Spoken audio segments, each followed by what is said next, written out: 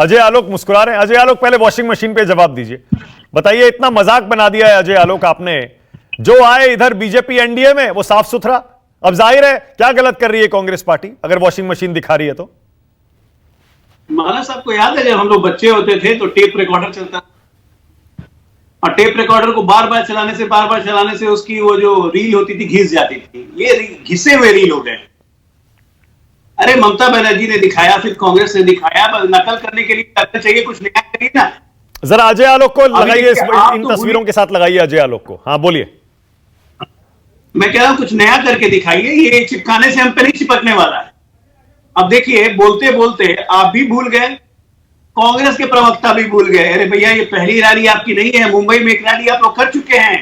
जब मुसलमान जोड़ो यात्रा मुंबई में खत्म हुई थी, उस वक्त महागठबंधन के सारे लोग वहां मौजूद थे। बताइए, अब हम लोग को याद दिलाना पड़ रहा है कि रैली कब कब हो रही है। नहीं, मानसिक संतुलन ऐसा बिगड़ा हुआ है कि हम लोग को याद दिलाना पड़ रहा है। नहीं, एक मिनट। वो भारत जोड़ो यात्रा खत्म होने का समापन समारोह था, इसीलिए उसमें इंडिया गठबंधन के नेताओं को बुलाया गया था। वो इंडिया गठबंधन की ज्वाइंट रैली नहीं थी, वो कांग्रेस पार्टी का फंक्शन था अजय आलोक। नहीं, एकदम नहीं माना। बकायदा आजाद मैदान में रैली हुई थी और बकायदा उसमें उद्धव ठाकरे से लेके कम्युनिस्ट के सारे लोग से लेके हर कोई शामिल हुआ था। नहीं, वो सही कह रहे हैं आप, वो सही कह रहे हैं आप, लेकिन वो कांग्रेस पार्टी का फंक्शन था क्योंकि भारत जोड़ो न्याय यात्रा खत्म हुई थी, इसमें सबको बुलाया गया था। इंडिया गठबंधन की ज्वाइंट रैली कल पहली बार होगी। ये भी आम आदमी पार्टी का ही फंक्शन है। आज सुबह जयराम रमेश का भी प्रेस कॉन्फ्रेंस देखिए, उन्होंने कांग्रेसमैन से अपील की है कि मैं अपील करता हूं कि सब लोग आइए, ज्वाइन कीजिए। एफर्ट नहीं करेंगे, अपील करेंगे और करते रहे, उससे क्या फर्क पड़ रहा है। कल की रैली होगी और ये बात सिद्ध हो जाएगी, एक अकेला मोदी सब पे भारी। ये सारे भ्रष्टाचारी परिवारवादी एक जगह बैठ के रैली करेंगे कल अमीला मैदान में, और अकेला मोदी रैली करेगा मेरठ में। हाँ। वहीं पे नाप लीजिएगा कौन कितने पानी में। एक सेकंड, अकेला मोदी करेगा आपने कहा? नहीं, एक सेकंड, अब देखिए, अब मुझे भी फैक्ट चेक करना पड़ेगा। एक मिनट अजय, एक सेकंड, यहीं पे फैक्ट चेक मुझे भी करना पड़ेगा। जयंत चौधरी होंगे या नहीं होंगे? होंगे ना? बिल्कुल होंगे। हाँ, तो फिर आपने ये कैसे कह दिया अकेला मोदी करेगा रैली? अरे यही लोग कहते हैं एक अकेला मोदी सब पे भारी। जयंत चौधरी रैली में होंगे, लेकिन मोदी जी की रैली है, 6 लोकसभा के प्रत्याशी होंगे उसमें। जयंत चौधरी को क्यों ले जा रहे हैं अगर एक अकेला सब पर भारी है तो? भैया, जयंत चौधरी उसी एरिया से उनकी पार्टी चुनाव लड़ेगी, उनको सीटें मिली हैं, उस एरिया से पार्टी चुनाव लड़ेगी। प्रधानमंत्री जी के साथ मंच नहीं शेयर करेंगे तो क्या घमंडियों के साथ करेंगे? नहीं, अब आप फंस गए, अब आप फंस गए। नहीं, बिल्कुल नहीं फंसा। नहीं, आपने कहा एक अकेला सब पर भारी, अकेला मोदी रैली करेगा। भारी मैंने कहा जयंत चौधरी क्या करेंगे फिर स्टेज पर? अब एक बात सुनिए, अभी आप लाइन से शक्ति यादव की बात सुनी, आपने कांग्रेस के प्रवक्ता की बात सुनी। सबको एनर्जी किससे है? मोदी। कोई जयंत चौधरी का नाम भी ले रहा है?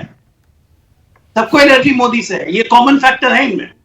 इस कॉमन फैक्टर को हमेशा ये लोग जितना एनर्जी करेंगे, मोदी की ताकत उतनी बढ़ती जाएगी। ये लोग नहीं समझते। जितना मोदी को गाली देंगे, जितना मोदी पर अनर्गल आरोप लगाएंगे, इनकी ताकत वैसे ही घटती चली जा रही है। कांग्रेस को 30 क्रॉस कर जाए बहुत है। ममता बनर्जी बोल रही थी खुद ही कि 60 सीट भी नहीं आएगी कांग्रेस को। बिहार में जो हालत है, पप्पू यादव ने जो नाटक मचाया हुआ है, ये 9 की 9 सीट हार जाएंगे यहाँ पे। ओके, जरा अजय आलोक और हरिशंकर गुप्ता के बीच वर्सेस लगाइए विंडो में, और ऊपर जरा वो नाम चलाइए जो आज कांग्रेस पार्टी ने बकायदा प्रेस कॉन्फ्रेंस में गिनाए हैं। अजय आलोक, जरा इन पर जवाब दीजिए। ये सारे के सारे नाम, हिमंता बिस्वा शर्मा, नारायण राणे, अजीत पवार, और उसमें ताजा नाम प्रफुल्ल पटेल का। आप ही कहते थे ना एयर इंडिया के विमान में घोटाला किया खरीदने में, अब क्या हुआ? प्रफुल्ल पटेल से ही शुरू करते हैं। हाँ, कल ही प्रफुल्ल पटेल जी एक निजी चैनल के कॉन्क्लेव में बैठ के उन्होंने खुद बयान दिया है कि सीबीआई के उस एफआईआर में मेरा नाम भी नहीं था और लोगों ने मुझे बदनाम किया, और इसीलिए सीबीआई से मुझे क्लीन चिट हुई। ठीक है ना? हम बोलते थे कि जांच हो, जांच इन्वेस्टिगेशन एजेंसी करे और जो भी दोषी होगा वो सामने आएगा। उनको क्लीन चिट मिल गई। अजीत दादा पवार को तो इनकी सरकार ने क्लीन चिट दी है, जो महाविकास आघाड़ी की सरकार थी। उस वक्त अजीत दादा पवार बड़े क्लीन हो गए थे। नानक जी, मेरे को जहां तक है हेमंत बिस्वा शर्मा, उन्होंने तो खुलेआम चुनौती दी थी अरविंद केजरीवाल को दिल्ली में आके कि बोलो जरा मैंने कौन घोटाले में हूं, कोर्ट में ले चलता हूं। अगर सीबीआई की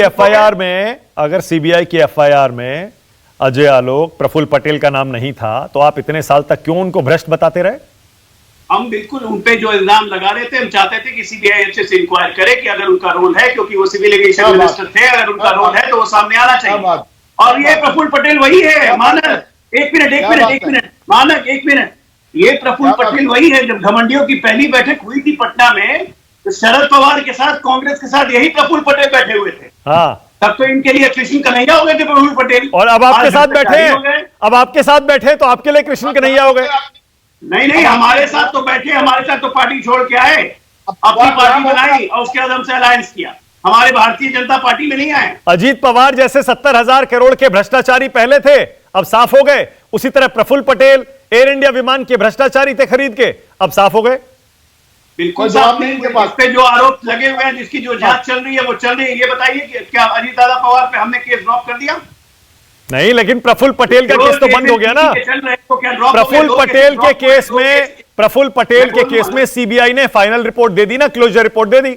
बिल्कुल, प्रफुल्ल पटेल के केस में दे दी। अजीत दादा पवार पे 2 केसेस ड्रॉप हो चुके हैं, 2 केसेस चल रहे हैं। और मैं आपको फिर अभी डंके की चोट पे कहता हूं, मैं डंके की चोट पे कहता हूं कि एनडीए अलायंस में अगर किसी पे भ्रष्टाचार का आरोप साबित हो गया, अगर एजेंसीज ने उसको साबित कर दिया या वो अरेस्ट हो गया, वो अगले मिनट एनडीए अलायंस में नहीं रहेगा। ये नहीं होगा कि कोई मुख्यमंत्री है या अरे पर अरेस्ट करेगा कौन? एजेंसियां तो आपके पास है अजय आलोक, अरेस्ट कौन करेगा? एक मिनट, वही कह रहा हूँ, जांच एजेंसियां करेंगे। अरे भैया, अगर मान लीजिए हम गलत कर रहे हैं तो कोर्ट में जाइए ना, हमारे खिलाफ एविडेंस लेके। अरे कहां अरेस्ट हुआ? यही तो सारा मसला। अजय 1 सेकंड, अजय 1 सेकंड, शोर में ये बात गुम ना हो जाए। सारा मसला ये है कि सीबीआई, ईडी, आईटी आपके पास है, सारे विपक्षियों को आप निशाना बना रहे। नहीं, अब मानक मैं आपको याद दिलाता हूं, 2009 से लेकर 2014 की क्रोनोलॉजी याद कर लीजिए। 2G हो, 3G हो, 4G हो, कोयला हो, जीजाजी हो, हर केस में, नेशनल हेराल्ड केस में हो, हर केस में हम एविडेंस लेके कोर्ट में गए। यूपीए ने हमारी बात नहीं मानी। अब कोर्ट ने सीबीआई इंक्वायरी करवाई, कोर्ट मॉनिटर्ड इंक्वायरी हुई, फंस गए लोग, जेल गए। आप ये बताइए ना, यूपीए काल में कन्नी मोदी क्यों जेल गई? ओके, हरिशंकर जी बोलिए, हरिशंकर जी बोलिए, क्या कह रहे हैं? आईटी ने फंसाया था। जवाब दे शक्ति यादव, जवाब दे कांग्रेस पार्टी। ओके, हरिशंकर जी बोलिए। मानसिक संतुलन बिगड़ गया बता रहे हैं आलोक। अजय ने कहा कि हमारा मानसिक संतुलन बिगड़ गया है। मानसिक संतुलन तो इनका बिगड़ गया है। ये असमंजस की स्थिति में है। झूठ बोल बोल कर इतना झूठ बोल दिया है, अब ये अपनी बात पर सच कह नहीं सकते हैं। सारा कुछ इनका मंच पे खड़ा होके जिस मोदी जी का नाम ये ले रहे हैं, अकेला मोदी सबके ऊपर भारी, इसी अकेले मोदी सबके ऊपर भारी ने 70,000 करोड़ रुपए का अजीत पवार के ऊपर स्कैम लगाया था। अभी आपने कहा जी सीबीआई का तो केस चल रहा है, आपकी पार्टी में तो शामिल कर लिया आपने एनडीए में, तो सीबीआई का केस कहां हो गया? आप तो कहते हैं कि भ्रष्टाचारियों को हम साथ भी नहीं बिठाते, उनसे उनकी तरफ देखते भी नहीं है, उनसे बात भी नहीं करते। अशोक चौहान का क्या हुआ? सही बात है। अशोक चौहान, रुक जाइए, सुन लीजिए आलोक जी, सुन लीजिए, ज्यादा उत्तेजित मत होइएगा। देखिए, झूठ की भी कोई बुनियाद होती है, झूठ की भी कोई सीमा होती है। ये विपक्षी है। आपको तो यही आश्चर्यचकित हो रहे होंगे आप, रामलीला मैदान की रैली कैसे कर रहे हैं लोग। हमने इतना दमन चक्र चला दिया इनके खिलाफ, उसके बाद इतनी हिम्मत कहां से आ गई, इतनी ताकत कहां से आ गई, इतना साहस कहां से आ गया कि 1 लाख लोगों की रैली रामलीला मैदान में हो रही है। अब तक की सबसे बड़ी रैली होगी रामलीला मैदान के अंदर। और आप कितना मर्जी कह लीजिए, लोग भयभीत हैं। राम मंदिर को भूल गए लोग, सब कुछ भूल चुके हैं। अब एक ही चीज लोगों के दिमाग में है, जनता के दिमाग में एक है, कैसे मोदी सरकार को और भाजपा को सबक सिखाना। अजय आलोक, क्विक रिस्पांस, फिर आगे जा रहा हूं। अजय आलोक बोलिए जल्दी से। अरे मानक, मेरा माथा पीटने का मन कर रहा है। फिर इनको यह भी नहीं पता है कि रैली के लिए 30,000 लोगों की परमिशन ली है। 1 लाख बोल रहे हैं, पीट लो।